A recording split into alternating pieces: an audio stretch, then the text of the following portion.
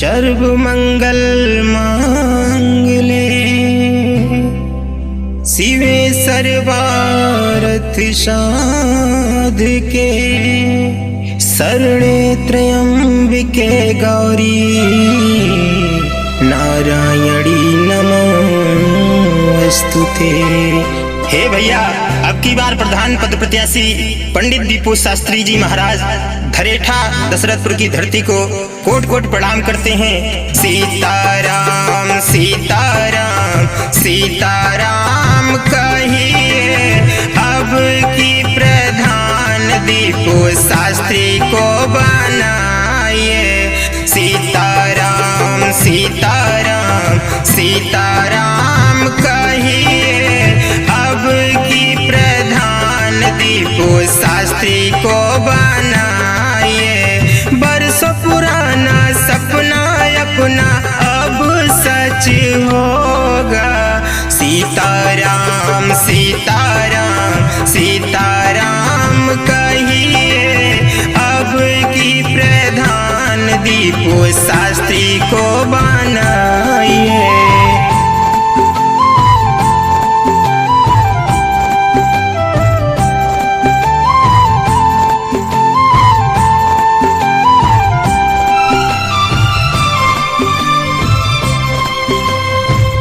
सभी का बेटा भाई स्वभाव का प्यारा है।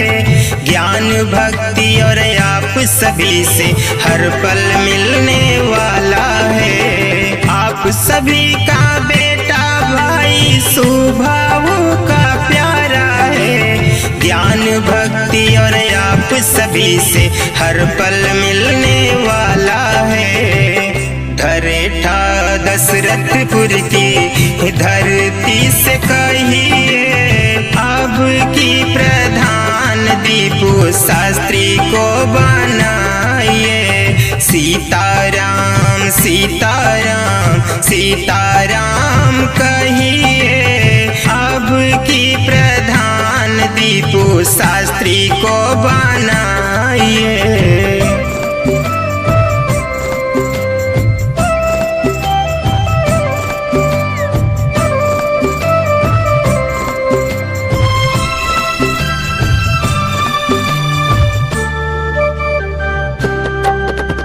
सुन लो मम्मी सुन लो पापा ये तो लाल तुम्हारा है।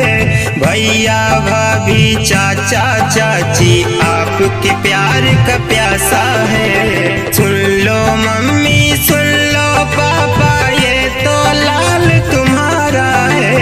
भैया भाभी चाचा चाची आपके प्यार का प्यासा है। राम राम राम राम राम राम कहिए अब की प्रधान दीपू शास्त्री को बनाइए। सीताराम सीताराम सीताराम कहिए अब की प्रधान दीपू शास्त्री को बनाइए।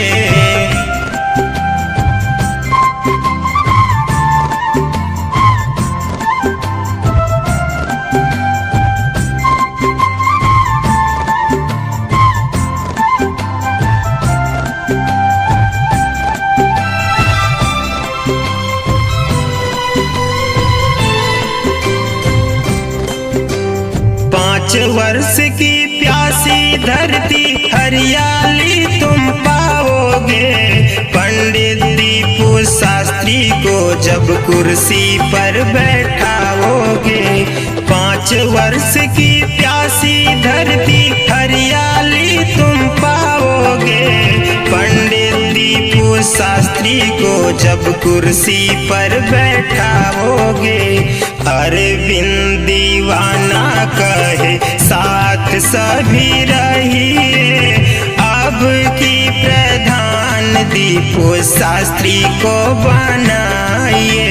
सीताराम सीताराम सीताराम कहिए अब की प्रधान दीपू शास्त्री को बनाइए।